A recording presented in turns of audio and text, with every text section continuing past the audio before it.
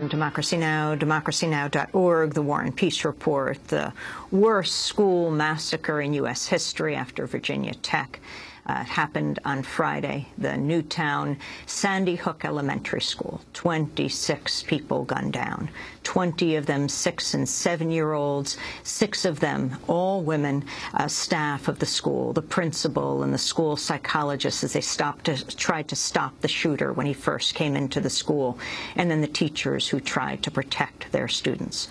For more on the Newtown school massacre, we're joined by 2 guests in Washington, D.C. John Velleco is the Director of Federal Affairs for Gun Owners of America, also the group's federal lobbyist. And we're joined by Christian Heyne. He's the legislative assistant and grassroots coordinator for the Coalition to Stop Gun Violence.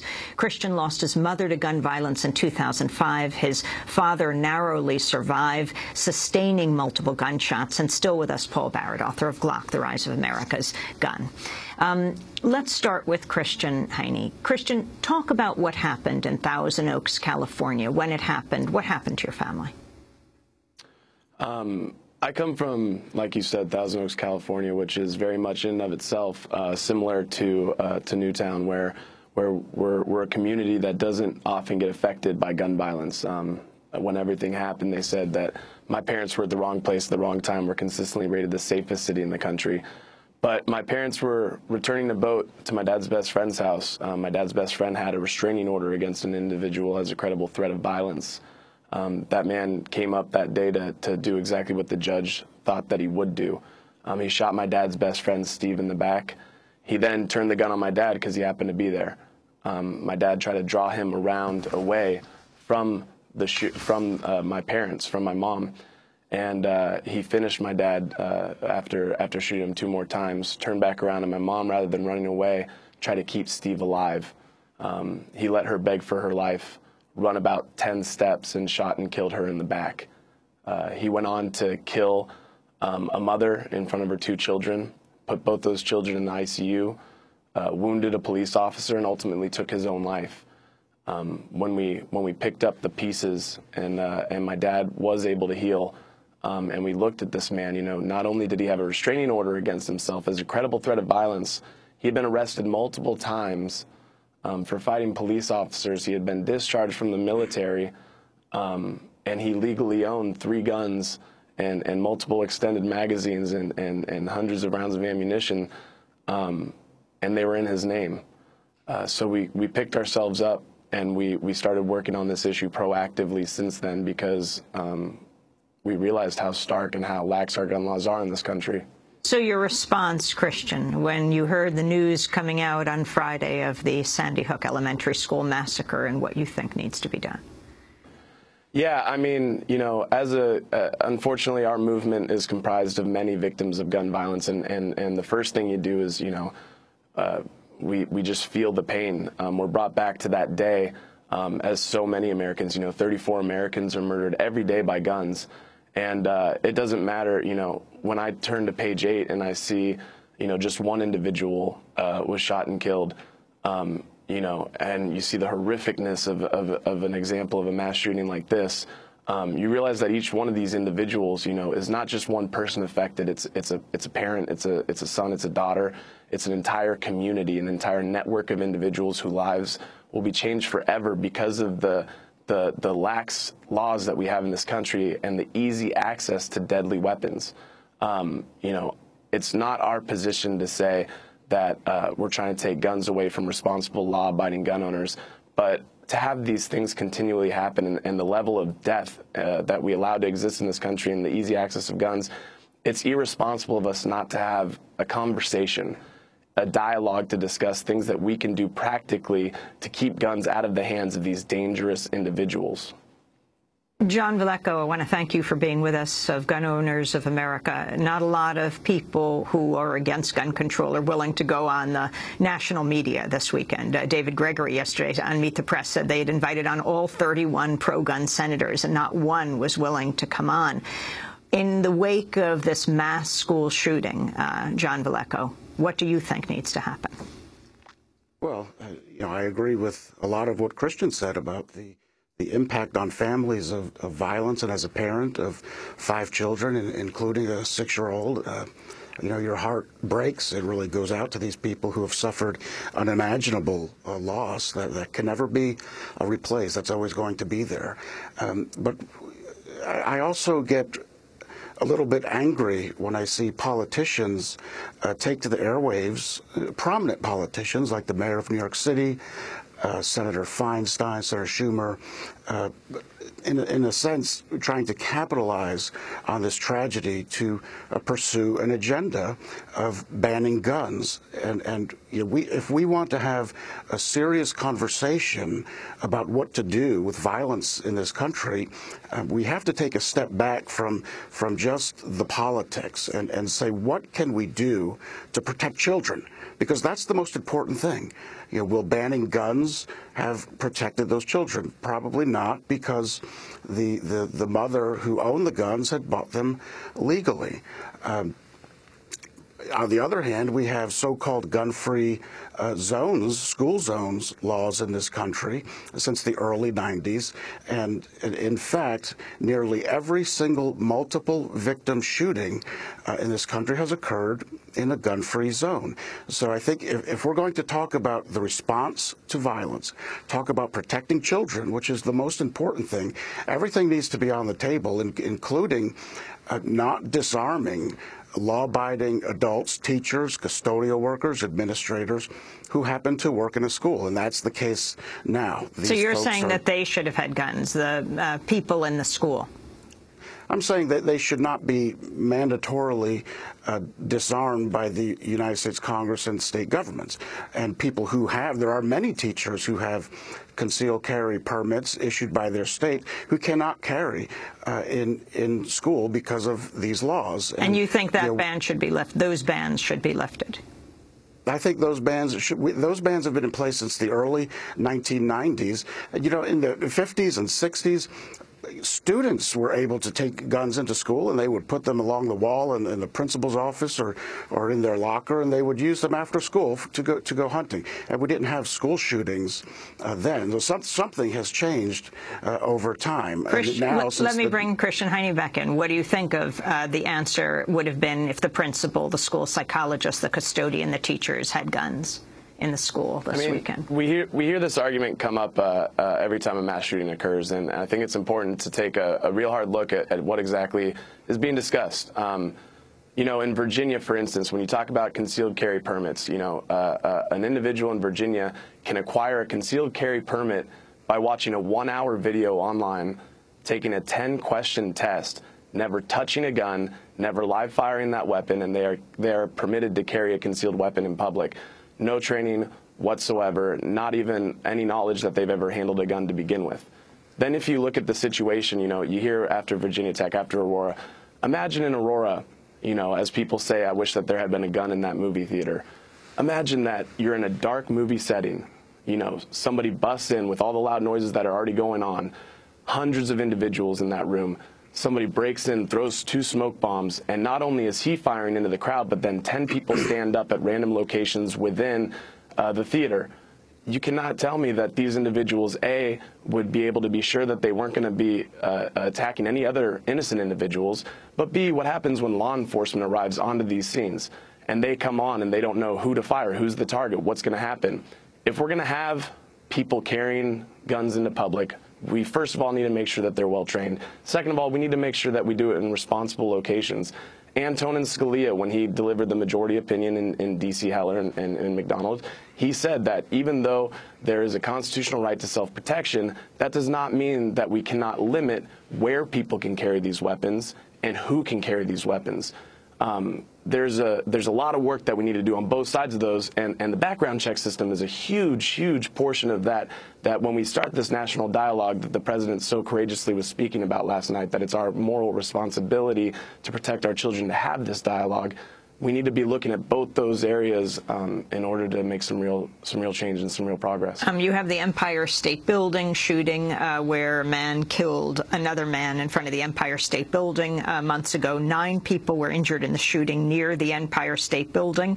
All of them were injured by police when they unloaded 16 rounds in the shadow of the Empire State Building after a disgruntled former apparel designer killing him after he engaged in a gun battle with police. Paul Barrett and Coulter said on Twitter, only one policy has ever been shown to deter mass murder: concealed carry laws. More guns, less mass shootings. Well, I don't know what Ann Coulter means exactly by only one policy has been shown. I don't know what social science she's pointing to. The hard truth for people on both sides of this debate is that the social science is actually inconclusive. The best studies that have been done on the proliferation of concealed carry laws, the proliferation of shall issue laws, which take away the discretion from law enforcement and say that pretty much anyone who wants a concealed carry license can have one. The best research that's been done, Ian Ayres at Yale University, says, and I think quite candidly, that we just can't tell. We can't find a good association between the liberalization of those laws, the fact that it's now easier to carry guns concealed in public than it was 25 years ago, and crime rates. And now there are other studies on both sides, and I'm sure these two spokespeople for their causes would have very strong views. But my view is that we don't know. I'm thinking about the professors at University of Colorado Boulder when the law went into effect, saying students could carry concealed weapons on campus. Their terror as they gathered together, saying we're afraid to give a student a poor grade. What will trigger someone, and why should they be exposed to this? Yeah. Well, if you're asking me personally, would I favor as a citizen or as a voter arming students or encouraging every teacher in every classroom to have a gun? I personally would not, and I'd be happy to explain why. Right. I mean, I just think that you can go to an extreme. However, and I also think that that would encourage gunplay that isn't taking place right now. On the other hand, if I ran an elementary school, if that were my job, if I ran a house of worship, if I ran even a movie theater, I would make sure, starting this week, there was an armed guard, the very best armed guard I could hire. That doesn't go to gun control. That doesn't go to big ideological issues. That doesn't solve everything. It's not a panacea, and it's nothing to celebrate. Yes, it would make us more like Israel, more like violent Latin American countries where there are armed guards everywhere. At the same time, if you want to guard school children starting tomorrow in a particular school, you want to make it less likely that a mass shooter is going to be able to shoot 20 people as opposed to 2 people, I'd put a skilled guard in front. New York Mayor Michael Bloomberg urged President Obama to lead the national discussion on gun control. He was on Meet the Press on NBC on Sunday. The president should console the country, but he's the commander-in-chief as well as the consoler-in-chief. And he calls for action, but he called for action 2 years ago. And every time there's a disaster like this, a tragedy like this, everybody says, well, now is not the time. Or if you had fixed the problem, you can't guarantee that this particular event would have been prevented. All of that is true. It's time for the president, I think, to stand up and lead and tell this country what we should do. Not go to Congress and say what you guys want to do. This should be his #1 agenda. He's the President of the United States, and if he does nothing during his second term, something like 48,000 Americans will be killed with illegal guns. That is roughly the number of Americans killed in the whole Vietnam War. John Velleco, that was Mayor Bloomberg, your response. You're the Director of Federal Affairs for Gun Owners of America. Yes, thank you. Well, excuse me. The politicians like Michael Bloomberg and Senators Feinstein and Schumer, what they're doing is taking the failed policies of the past, and they've all been involved with very strict gun control legislation and even drafting the laws, and they're taking these policies that have not worked. I mean, where have gun-free zones ever stopped the criminal from entering the zone and committing mayhem? And what they want to do then is double down on policies that we know won't work. And one of the things, and I would agree with Ann Coulter on this, one thing that helps to stop.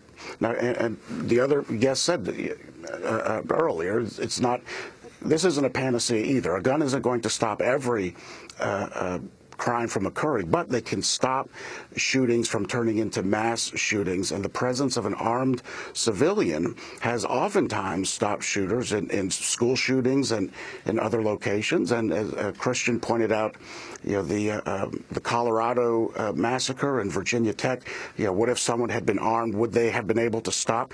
I don't know, because no one was armed, but maybe, perhaps, they would have been able to prevent those shootings from escalating even further. So we know that the gun-free zones don't work, and it's time to give freedom a chance and allow citizens who carry concealed. And in Virginia, contrary to what Christian was suggesting, law-abiding gun owners are not involved in crimes in the Commonwealth of Virginia. We can carry concealed, we can carry openly, and Virginia is a much safer location than just across the Potomac River in Washington, D.C., which still has almost a complete ban on firearms. It's very difficult to own them. So, Christian Heyne, as we wrap up, what is the legislation you would like to see? What are the areas you would like to see regulated when it comes to guns in America? There's very specific legislation that has been presented before this Congress that's been introduced and will be introduced again in next Congress that we simply haven't addressed. In this country, in 33 states, you can legally purchase a firearm without undergoing a background check. And the U.S. Department of Justice has, if you're a private individual, you can sell a gun to a stranger without administering a background check. The U.S. Department of Justice has estimated that about 40% of guns that are bought in this country are bought without a background check. And there is no justification I have ever heard that can justify selling a gun to a stranger without at least screening them to make sure that they're not a prohibited purchaser. The other issue with the background check system is that the names of individuals who are prohibited purchasers simply are not making their way into the national database. Now, when the president says that he will use the full force of his presidency to address this issue, Michael Bloomberg, on that same interview in Meet the Press, discussed that, he could issue executive orders to make sure that the states are actually reporting the names of people who have been deemed dangerously mentally ill, which right now isn't happening. There's 8 states in the country that haven't administered any names since Virginia Tech 6 years ago.